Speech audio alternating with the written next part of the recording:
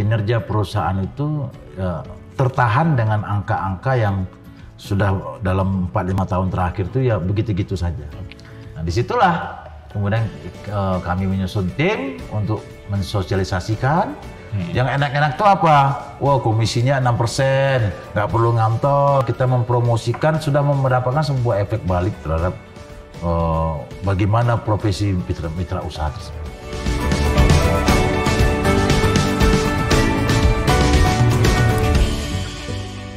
Nah, Pak, di episode pertama kemarin kita bincang Insan episode pertama kita ngobrol dengan Pak Ferry. Ya. Kita ngobrolin mengenai mitra usaha, Pak. Ya. Nah, saya membaca bahwa Bapak adalah pencetus dari mitra usaha tersebut. Ya. Kenapa Bapak mencetuskan program tersebut, Pak? Ya. Ya, ini mitra usaha sekarang merupakan sebuah profesi yang sekarang begitu viral ya di Prioritas Group. 14.000 loh. Ya, dan saya senang sekali, sungguh bahagia sekali profesi mitra usaha ini sudah diterima dengan baik oleh pelaku-pelaku marketer kita dan sudah bisa dirasakan benefitnya apa gitu. Nah, jadi mengenai kalau bicara tentang mitra usaha, ini tentu kita bicara tentang perusahaan kita, Prioritas Group. Karena perubahan dalam perusahaan itu tentu berasal dari sebuah biasanya tuh terhadap kejadian yang kita alami sekarang, ya. Kemudian masa depan yang mau kita lihat ke depan, ya, yang mau kita tuju. Nah, jadi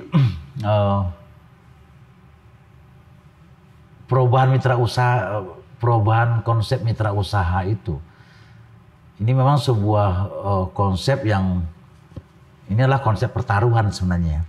Pertaruhan, Pak? Ya, pertaruhan perusahaan. Oke. Ya, masa depan perusahaan.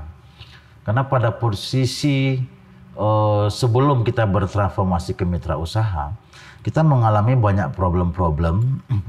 Ya, pertama tentu saja ukurannya adalah kinerja. Ya. Kinerja perusahaan itu ya, tertahan dengan angka-angka yang sudah dalam 4-5 tahun terakhir itu ya begitu-gitu saja. Oke. Ya. Kemudian kita lihat lagi penyebabnya apa. Kita lihat lagi sumber pertama masalah penjualan. Penjualan kita lihat jumlah sales force kita pada waktu itu dalam 4 tahun terakhir itu hanya berkisar tinggal 5.000-an. 5.000-an mitra usaha. Di periode sebelum mitra usaha? Ya, di periode sebelum mitra usaha. Nah, jadi kemudian kita lihat lagi fenomena apa yang membuat kita tertahan di posisi seperti itu. Nah, pas pada waktu itu, kurang lebih 4 tahun lalu, itu dunia penjualan digital itu mulai marak. Mulai marak dengan berbagai macam bisnis yang semuanya menggunakan berbasis online. Nah, jadi kemudian timbullah sebuah pemikiran, ini bagaimana mengatasi ini. Ya. Karena ini kalau kita tidak berbuat sesuatu, maka prioritas ini akan semakin ditinggalkan oleh para marketer-marketernya. Karena kekakuan dalam konsep, kekakuan dalam pola yang dijalankan selama ini. Karena kita tahu konsep Salesforce yang kita pakai selama ini mewajibkan mereka datang tiap hari. Ya, kemudian menggunakan armada mobil kanvas gitu. Jadi banyak sekali faktor-faktor yang ya, akhirnya juga membuat biaya perusahaan itu semakin besar dan semakin berat. Kemudian setelah dipikir-pikir bagaimana caranya agar kita bisa beradaptasi dengan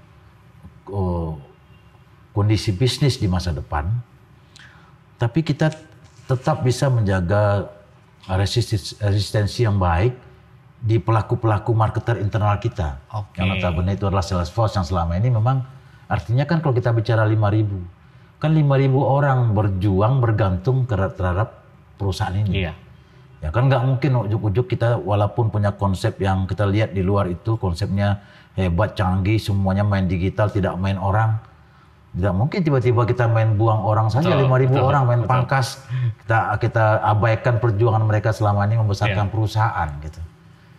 Nah disitulah kemudian muncul titik temunya setelah kita berdiskusi ya. Jadi walaupun ya mungkin ide pertama mitra usaha ini dari saya melontarkan, tapi dalam pematangan konsep itu sebenarnya kita tim. Dalam pematangan konsep kita sudah tim ini. Ya, berbicara dengan dirwil, berbicara dengan direksi, dengan komisaris ya. Nah, kemudian disepakatilah konsepnya seperti konsep mitra usaha sekarang. Ya. Di mana kita tetap menggunakan orang manusia, tapi kita rubah pola cara kerjanya. Ya. Mereka tidak harus lagi ngantor, ya. Mereka bisa bekerja dari mana saja. Mereka bekerja juga di samping melakukan personal visit, juga harus mulai intens melakukan aktivitas-aktivitas penjualan secara online berbasis medsos. Nah, jadi ketika ini kita diluncurkan, ya tentu tantangan terbesar pertama itu adalah bagaimana kita sanggup meyakinkan. Ya. Nah, ini karena kan kalau kita tidak mampu meyakinkan, terjadi sebuah ketidakrespekan terhadap program ini, ya Anda bayangkan pertaruhannya terhadap kinerja perusahaan. Iya, resistensi tadi Pak ya. Kalau tiba-tiba saja omset jadi drop 50%, terus mau ngapain kita? Sedangkan perusahaan tetap berjalan. Perusahaan tetap jalan nih, cost-nya kan masih sama ada. Iya. Nah disitulah kemudian kami menyusun tim untuk mensosialisasikan, ya. Kan menyosialisasikannya kan yang nggak enak, bukan yang enak-enak aja nih. Yang enak-enak tuh apa?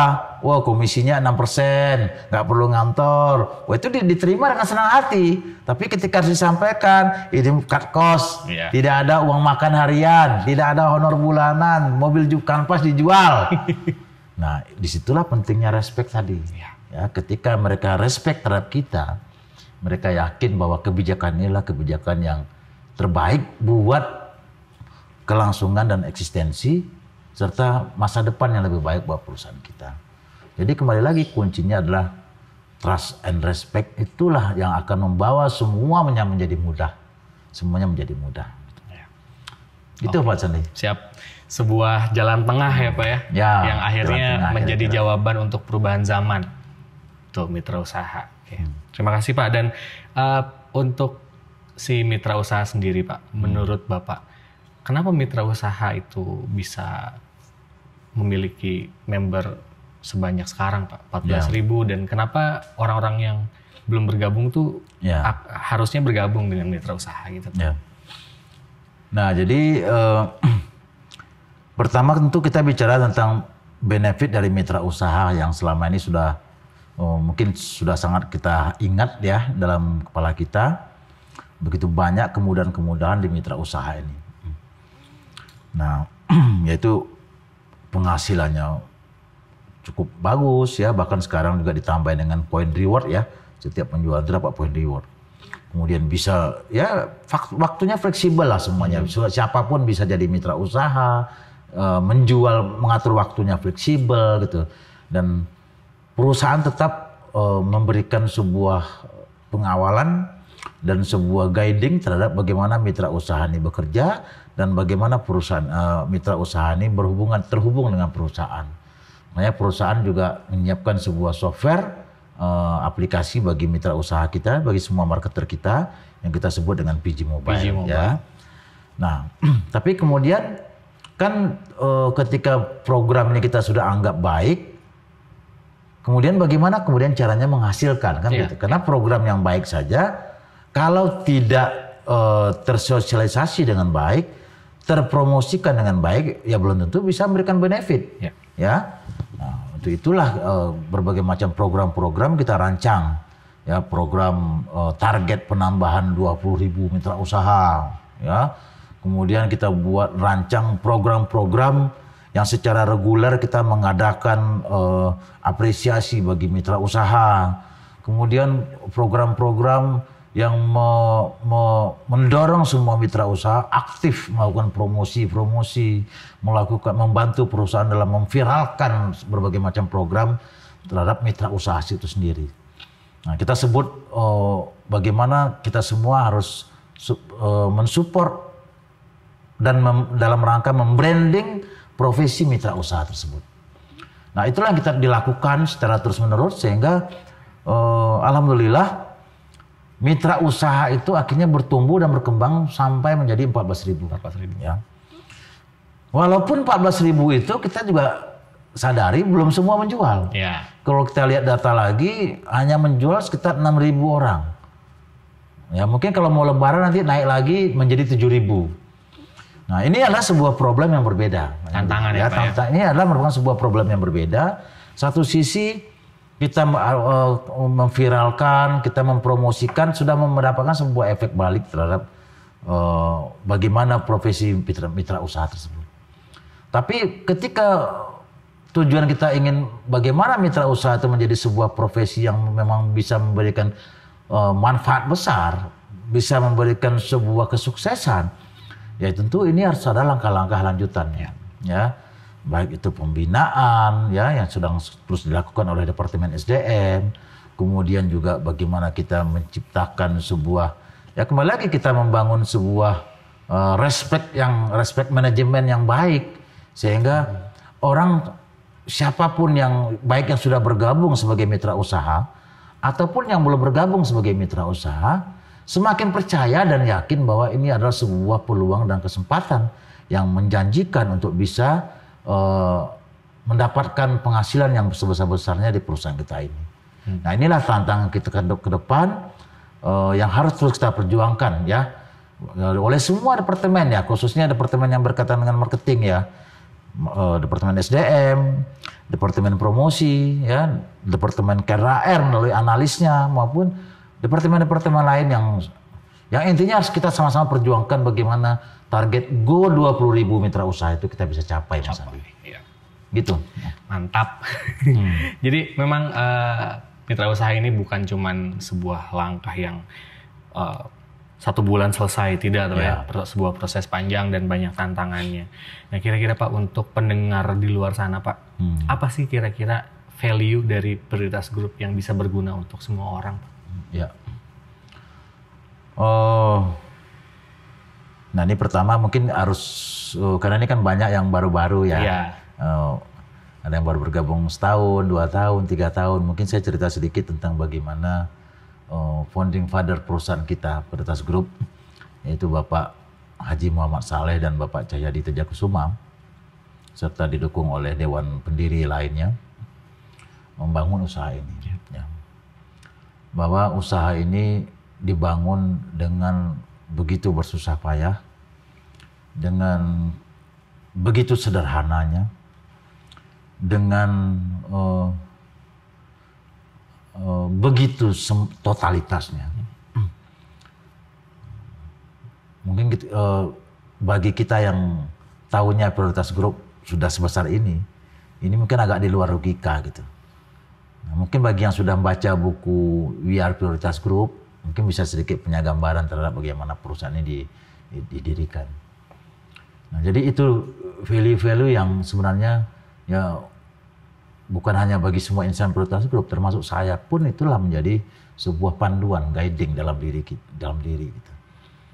Bagaimana kesederhanaan itu, ya kemudian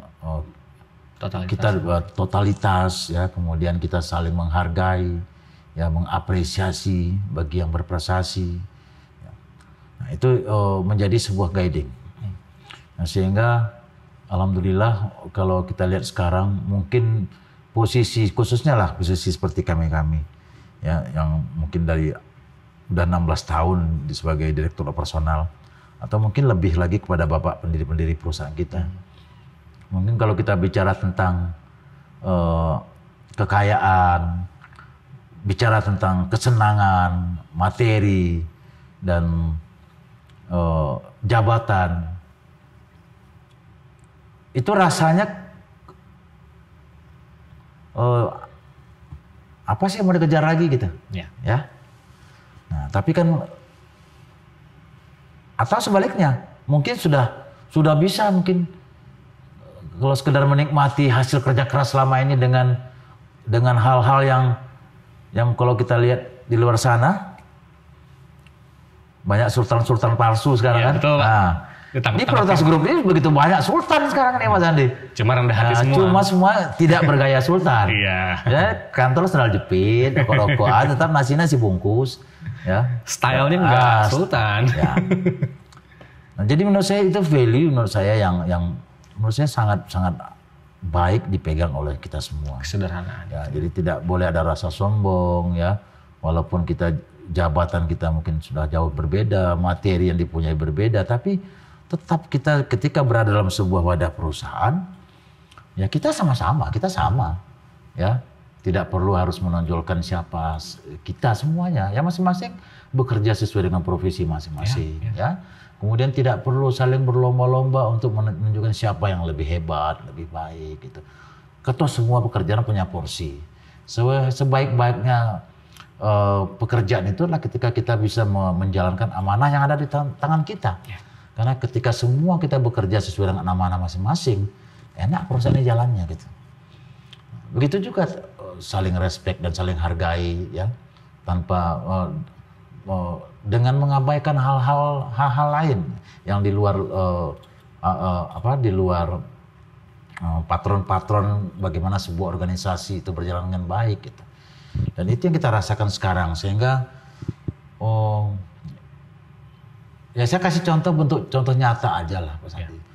Ya, bentuk kesederhanaan dan bentuk keluasan kita dalam organisasi ini contoh aja misalnya kayak kenapa saya masih mau bermain medsos ya? Sekedar bertegur sapa dengan teman-teman yang ada di daerah-daerah. Nah itu pas yang mungkin bahkan belum pernah kenal gitu Pak Sandi. Selagi dia menyebutkan bahwa di mana pekerjaannya prioritas grup, selagi dia posting-posting aktivitas seperti itu pasti saya like. Ya, nah gitu-gitu Mas Andi. Ya, tidak ada batasan. Ya karena kita masih sempatkan bertegur sapa, walaupun mungkin nggak bisa semua ya. Nah, tapi itulah bentuk bahwa kita ini ketika berada dalam sebuah perusahaan, ya kita sama posisi kita, sama-sama berjuang, cuma posisi berjuangnya beda-beda itu aja. Betul. Tapi peran kita terhadap profesi kita itu ya sama-sama punya nilainya sama gitu. Sekarang contoh misalnya kita di pusat ini merasa bekerja keras. Kalau teman-teman di cabang-cabang di daerah tidak juga kerja keras kan juga tidak ada hasilnya. Nah, sebaliknya begitu juga gitu. Atau hanya sebagian yang punya perilaku yang baik, sebagian lagi tidak. Banyak melakukan fraud juga akan mengganggu perusahaan. Jadi hal begitu yang sudah diajarkan oleh founding father perusahaan kita, ya kita tinggal kembangkan sesuai dengan kondisi kekinian, tapi tetap nilai-nilai dasarnya itu adalah sama. Dan saya pikir itu punya daya tahan yang sangat panjang, akan membantu perusahaan ini punya daya tahan yang sangat panjang nantinya. Gitu. Ya, tadinya baru saya mau nanya, kok kenapa Bapak ini sebagai presidir aktif sekali di medsos? Udah kejawab ternyata. Kesederhanaan, refleksi dari sebuah kesederhanaan itu ada. Ya memang kalau untuk medsos, memang saya kan mulai medsos itu 2009 itu. Pertama kurang lebih awal-awal Facebook itu. Itu cukup ini loh Pak, di awal banget Pak itu. Iya, di awal banget 2009 itu. Ya itu memang ada faktor kesenangan juga, ya karena senang bercerita, kemudian memberikan value, ya. Nah memberikan value ini sebenarnya gini, pertama kali adalah untuk mengikat diri kita dulu. Kenapa untuk mengikat diri kita? Karena gini, ketika kita menyampaikan sesuatu ke orang, kita kan harus ingat juga diri kita melakukan nggak? Iya benar. Nah gitu. Betul. Ya itu dulu. Nah sehingga kan memaksa diri kita untuk melakukannya. Ya, karena kita juga harus berusaha mempertanggungjawabkan value itu. Nah, kemudian masalah orang nanti apakah merasakan value atau tidak, itu kita nggak bisa kendalikan itu, ya. Tapi saya rasakan ketika mereka bertemu dengan kita, gitu ya, berinteraksi, mereka akan mengkomparasi itu value-value itu dengan seperti apa sosok yang dilihat, gitu. Ya. Iya, betul. Ya mudah-mudahan bisa memberikan hal yang baik, ya, memberikan sebuah sebuah dorongan juga bagi mereka untuk berprestasi dan sukses. Gitu. Wah mantap nih. Kita intermezzo dikit lah Pak. Bapak kan kemarin keluarin buku tuh Pak. Jejak Langkah. Apa yang pengen disampaikan Pak dari buku itu Pak sebenarnya? Nah sebenarnya buku Jejak Langkah itu sebenarnya kan buku catatan-catatan kecil perjalanan hidup, ya. Jadi bukan buku biografi, bukan buku apa, hanya catatan-catatan kecil perjalanan hidup. Dan sebagian besar isinya itu adalah cerita-cerita yang sudah pernah diupload di Facebook. Oke. Ya, itu sebagian besar. Ya, mungkin ya ditambahkan kalimatnya biar lebih tajam pendalaman materinya. Kemudian disertai gambar-gambar yang kira-kira bisa memberikan visualitas kepada kita seperti apa dulu kejadiannya gitu. Ya, jadi yang mau disampaikan adalah hampir sama seperti yang saya sampaikan tadi, Pak Fandi. Ingin memberikan value bahwa kalau dalam setiap poinnya kan ada value-nya, tapi kalau secara keseluruhannya makna yang ingin disampaikan itu adalah bahwa setiap kita manusia ini kan pasti punya masing-masing perjalanan hidup, ya. Semua kita pasti punya masing-masing perjalanan hidup dengan berbagai macam dinamikanya, dengan berbagai macam tantangan-tantangannya. Nah, tapi yang penting adalah pastikan dalam setiap di mana kita hadir, di mana kita singgah, kita memberikan sebuah nilai-nilai positif, memberikan sebuah nilai-nilai kebaikan, minimal yang kita yakini dulu, yang kita yakini untuk diri kita dulu, ya. Nah, sebenarnya ini sangat tetap berkaitan dengan yang trust and respect tadi itu. Karena ketika hidup kita selalu memberikan manfaat, ketika selalu hidup memberikan hal yang baik, walaupun hal yang baik itu kan tidak berarti harus ngasih pengarahan, ngasih materi, tidak. Ya, dalam bentuk hal yang sederhana pun secara nggak sadar kan orang akan ngerekam. Nah, jadi itu. Jadi ketika kita dalam setiap persinggahan itu melakukan sesuatu yang baik dan memberikan sebuah nilai yang positif, itu akan memberikan tapakan-tapakan kepada kita untuk menjadi manusia yang lebih baik. Ya, syukur-syukur orang bisa mengambil manfaat yang positif juga, itu lebih baik lagi. Tapi tentu itu sesuatu yang kembali lagi yang tidak bisa kita kendalikan. Biarlah semua itu mengalir begitu saja. Jadi itulah inti cerita tentang buku itu, Mas Andi. Mantap. Ya. Terakhir nih Pak, kira-kira ada pesan-pesan apa yang mau disampaikan untuk pendengar dari Bincang Insan Prioritas Group? Ya. Ini kalau pesan-pesan udah sering tuh. Udah sering Pak. Ya, walaupun kadang tulisannya bukan pesan-pesan. Saya kan sering upload di Facebook tuh. Kadang ada aja. Hampir kadang setiap kalau hari. Sudah nggak ada materi baru, materi lama saya naikin lagi. Ya, karena kadang-kadang ngulang-ngulang tuh juga perlu juga gitu. Ya, jadi kalau kita bicara tentang pesan, nah ini mungkin lebih tepatnya inilah Pak Sandi. Kemarin saya ada mengeluarkan jargon, jadilah duta kebanggaan Prioritas Group. Oke. Nah, jadilah duta kebanggaan Prioritas Group di mana aja mau? Tuh ada tuh, di lingkungan keluargamu, di lingkungan sosialmu, dan di lingkungan tempat kerjamu. Nah, kira-kira Insan Prioritas Group bisa nggak terjemahkan itu dengan baik? Ya, saya yakin cukup jelas ya kalimatnya ya. Duta kebanggaan itu kan banyak ya dalam ukuran sebagai sikap dan perilaku. Iya. Dalam ukuran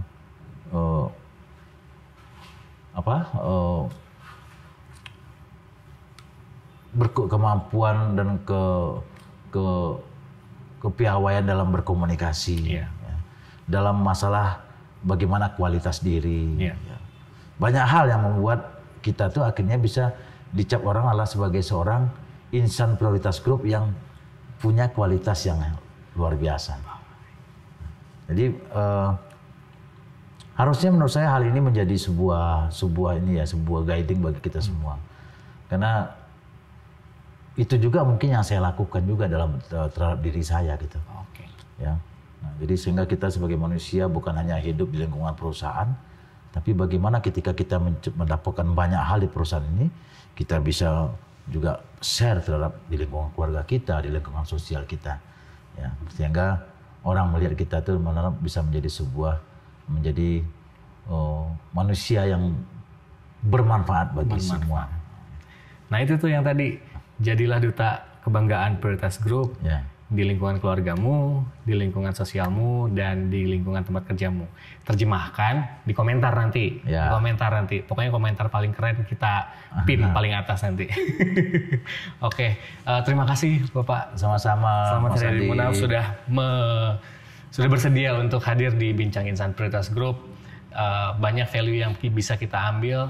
Oke Pak, siap. Oke, terima kasih semuanya. Assalamualaikum warahmatullahi wabarakatuh. Salam. Semangat berjuang.